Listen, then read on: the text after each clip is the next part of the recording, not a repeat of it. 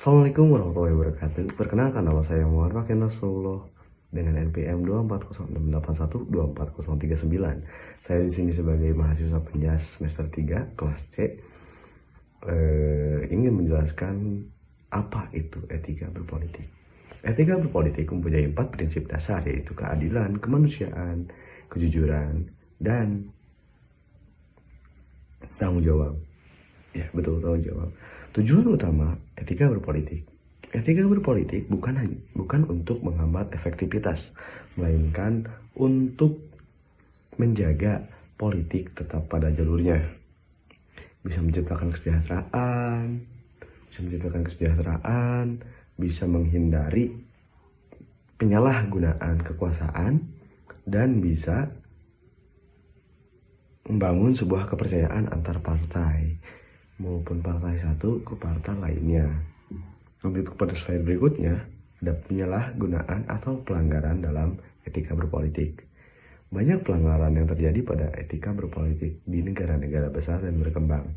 Contohnya seperti di Indonesia, ada 3 pelanggaran besar yang sering terjadi di negara ini. Yaitu 1, ada money politik. Yang kedua, ada kampanye hitam. Yang ketiga, ada nepotisme. Lanjut kepada slide selanjutnya, yaitu ada money politik. Money politik atau politik uang, biasa kita sebut dengan suap menyuap, adalah salah satu penyimpangan dari etika berpolitik, di mana kita atau satu pemimpin membeli suara dan hak rakyat dengan uang. Hal ini menjadi faktor penyimpangan dari apa itu etika berpolitik, dan di mana ada pemimpin yang menggunakan tindakan tersebut, maka kita sebagai rakyat wajib atau bisa menggugat pemimpin tersebut sebagaimana hukum yang berlaku pada negara itu.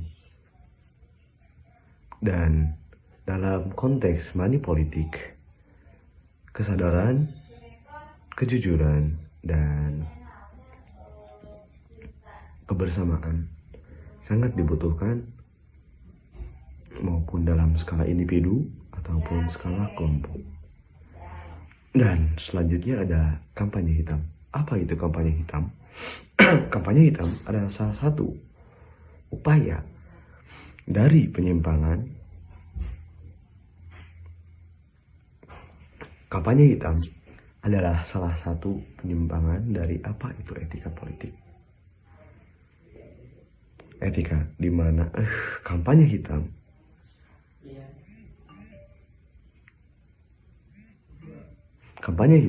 adalah salah satu penyimpangan dari apa itu etika berpolitik, yang dimana menjatuhkan lawan politik dengan sebuah data yang bohong dan fitnah-fitnah yang disebarkan ke publik secara berurutan,